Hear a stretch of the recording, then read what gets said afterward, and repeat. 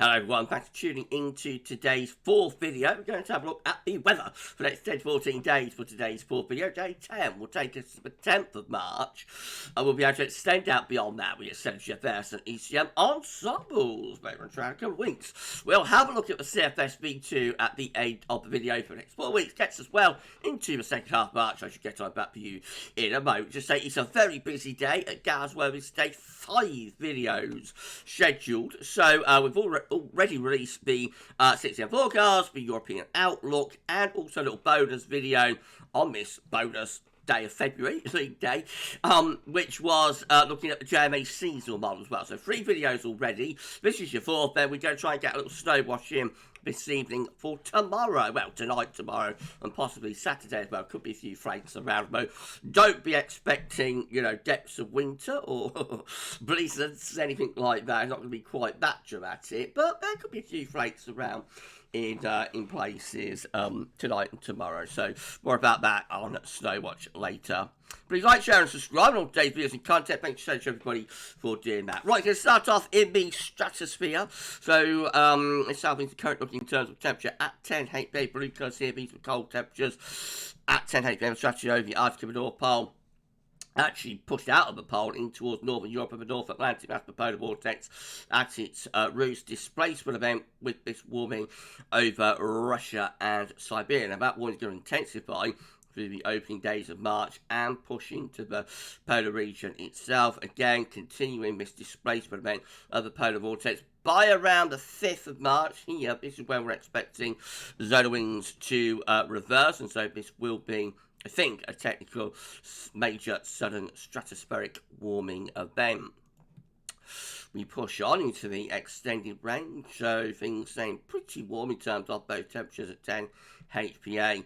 There were blue colours there, but around Greenland and North America. It doesn't look like we're splitting the PV really on this GFS run. So we don't get a split displacement event and a major SSW sending the zonal wind into reverse. The zonal wind is already started to weaken. This is from Weather is Cool.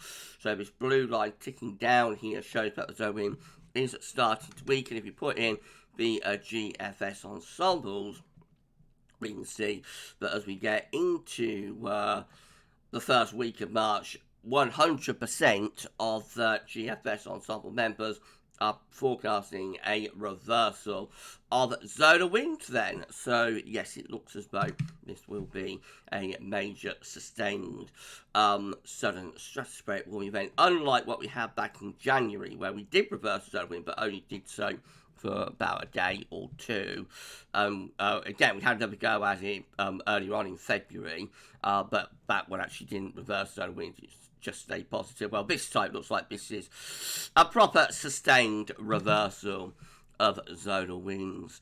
Not just the GFS, ECM also predicting this was from the University of Berlin. This is the temperature forecast from University of Berlin based on last night's ECM WF12Z run at 10 HPA, 144 hours, which is the 5th of March. That's when zonal wind goes into reverse, 60 degrees north, minus 4.5 ms there.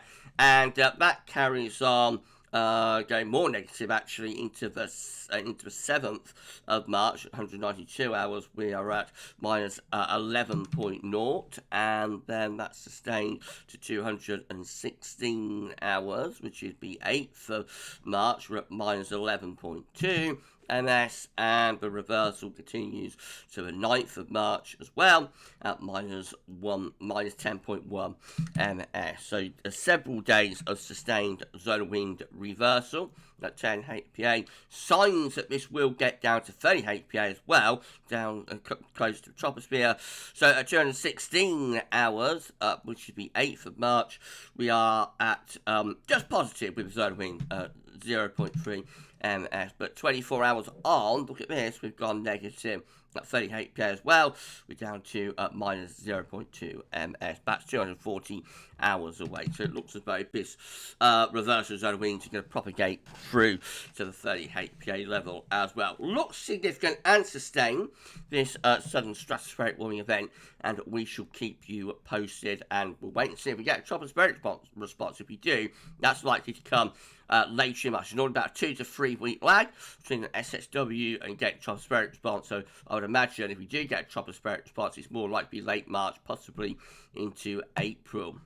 And that will be in the form of northern blocking. Right, okay, so let's have a look at the centering temperature. We'll keep you posted on the developments, of course. Let's have a look at the centering temperature. We're now sitting at 7.8, which is 4 degrees above 61.9 on the average. That is visual to yesterday, to the 28th of February. Will this last day of February see this tick up to 7.9? It was very mild last night, but it's cooler today. So I would imagine we'll probably stick at 7.8 in the end, and that will bring us in 0.1 of a degree under the all-time warmest February on record, which was 7.9 in 1779.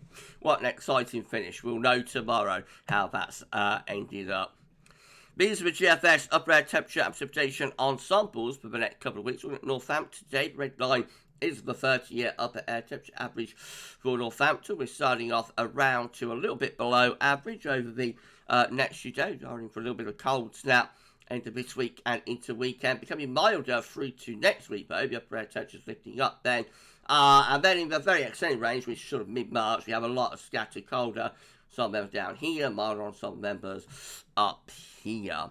Precipitation-wise, we do see more precipitation spikes really from start to finish. There are a few dry slots opening up. One there around the 3rd, 4th of March. Another one possibly about the 7th, 8th of March. Maybe towards the end. But overall, it looks a little bit on the unsettled side with that ensemble graph. How Snow Row looking for Northampton. So, you know, I might see a few flakes in the towers. Perhaps tomorrow there is a cluster of snow spikes there. Oh, we'll see. We'll have a look at Snow Watch later and see how things are panning out there. Temperature anomalies from the 29th of February to the 8th of March coming out a little bit below average, and precipitation, something I haven't seen for a little while. Precipitation anomalies from the 29th of February to the 8th of March. Driving average in the north and a little bit towards average or wetter than average in the south, somewhat unusually. Latest Windflow Map from earthandoldskool.net shows that we've got weather front lingering across the southeast today. That's bringing quite a bit of rain with it. Behind it, wind is turning into more of a westerly and it's starting to come off Greenland. So polar maritime airstream is how this little cold snap at the end of week and the weekend is going to manifest itself. Okay, let's start going through chart data then. So this is how the latest UK Met Euro run is looking for midnight on Sunday. Top of low pressure through the country and pulling in quite a chilly or cold northwesterly to northerly wind with that trough as well. We lose low pressure from Sunday to Monday, but then another low coming in Monday to Tuesday. That brings a further batch of heavy rain in with it. Oh dear. But from middle next week, then heights start rising across Scandinavia. So eventually we finish up with a Scandinavian high and low pressure in the Atlantic. Now there is a little puddle of cold air sitting across Germany and Poland there, -10 south side. So if we could get the wind into a proper easterly, there is, you know, quite cold air sitting across parts of Germany and Poland there if we could start pulling in those easterlies. So it looks drier both from the middle of next week onwards. Icon again on that trough of low pressure for Sunday. Then low pressure coming back in Monday, Tuesday, bring more wet weather in with it.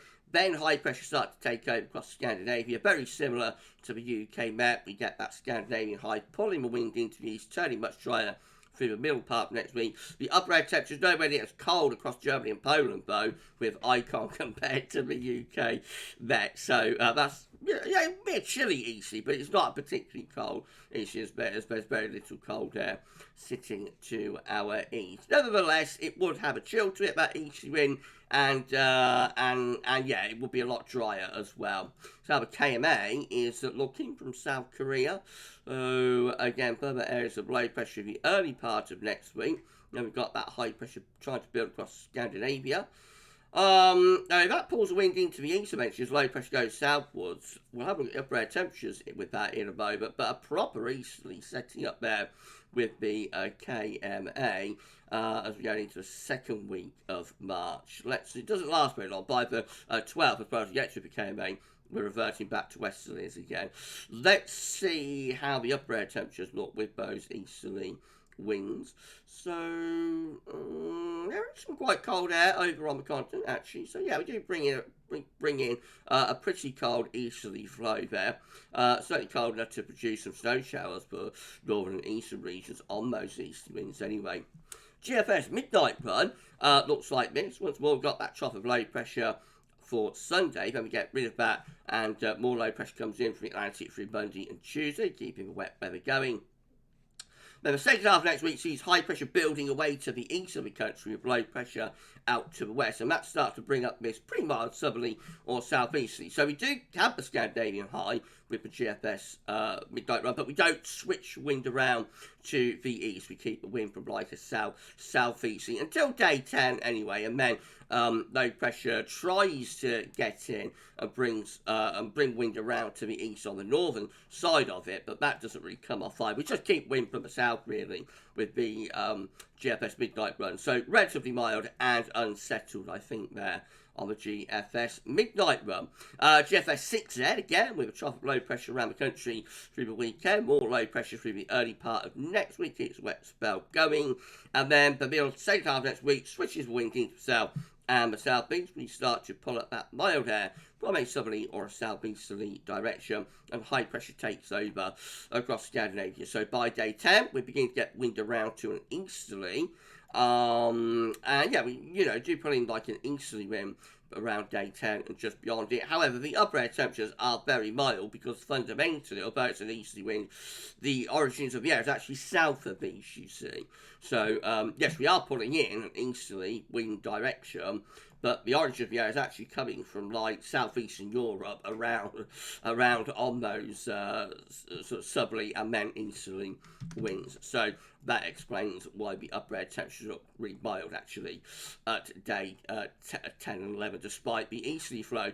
Nevertheless, we keep wind in from the east, and that's how we look as we get to the end of the GFS 6Z run. Certainly much more towards high pressure. That's the main change with the GFS. Both GFS runs much more towards high pressure from day 10 onwards, and so significantly drier conditions. If you enjoyed the video, please do like, share and subscribe. Thanks so much everyone for doing that. Why don't drop a comment, let's know what you think about this, all of our bits of content, and don't get to tell friends about GavsWeatherVids. We thank you so much everyone for doing that. Right, GM again with that trough of low pressure right over top of the country on Sunday into next week. More low pressure coming in from off the Atlantic, keeping the wet spell going. Second half next week, heights start to rise across Scandinavia though, but we keep wind in from south as the low pressure is still deep in the Atlantic.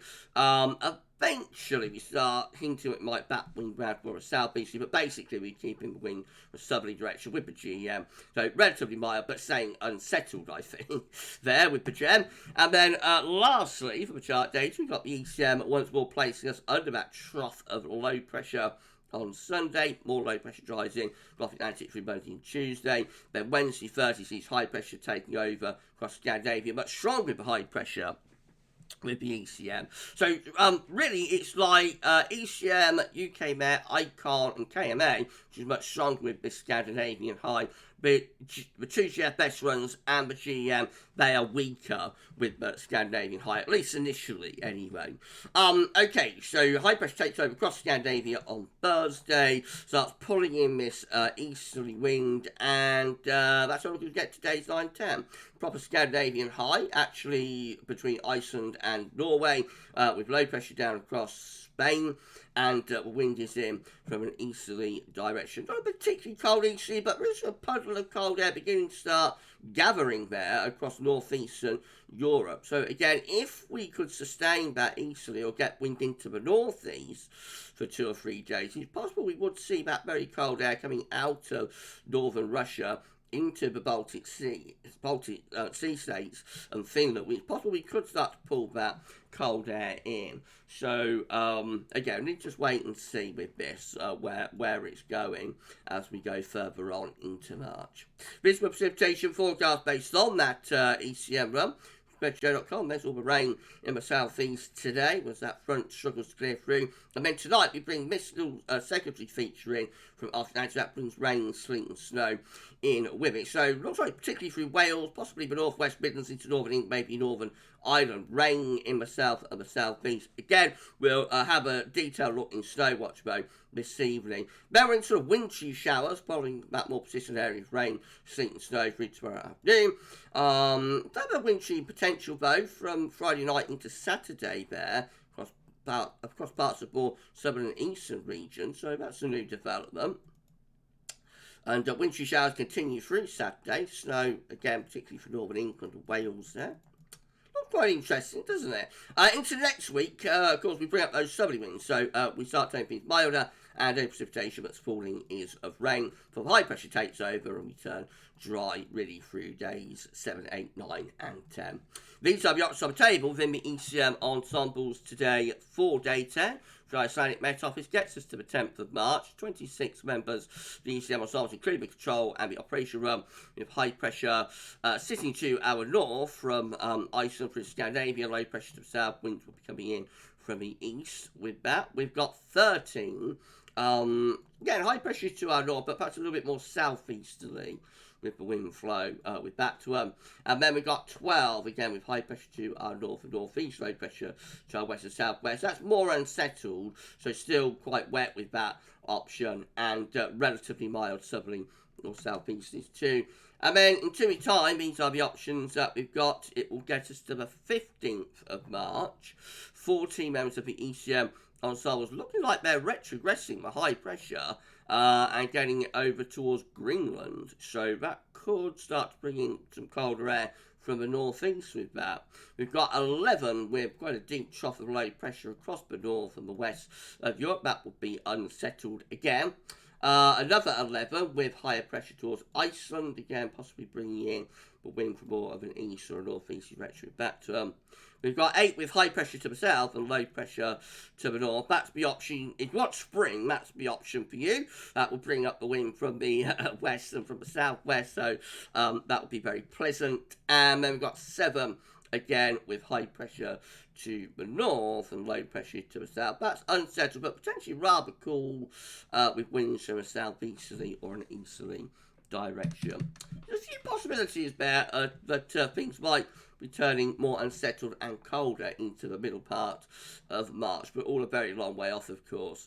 CFS V2 finally, and then we're done. So it's a 500 millibar high tonight, breaking down into weekly periods. The first weekly period will take us from the 29th of February to the 6th of March, but next week has low pressure over to western countries, so things remaining unsettled. Week 2 sees a change though. It's the 7th, the 13th of March. High pressure then takes over across Scandinavia, and winds going round to more of an easterly direction, so that's turning drier and potentially could be a bit colder as well. Week 3 will be the 14th to the 20th of March. Low pressure across the north and the west of Europe. High pressure going into retrograde by looking at it over towards Greenland. That could be bringing in some cold air from the north and from the northeast there.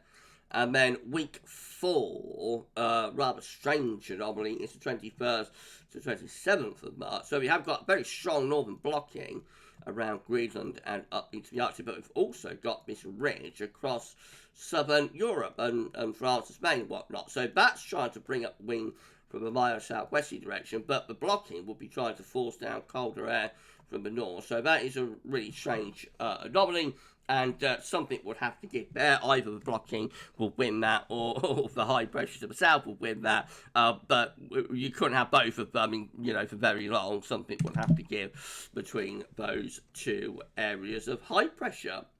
Anyway, it's 4 weeks away, so it's not really worth worrying about. Right, we're done. If you enjoyed the video, please do like, share, and subscribe. Thanks so much, everyone, for doing that. Why not drop a comment? Let us know what you think about this and all of our videos and content. And don't forget to tell friends about GavsWeatherVids. Thanks so much, everyone, for doing that. So, we've got Snow Watch coming up for you.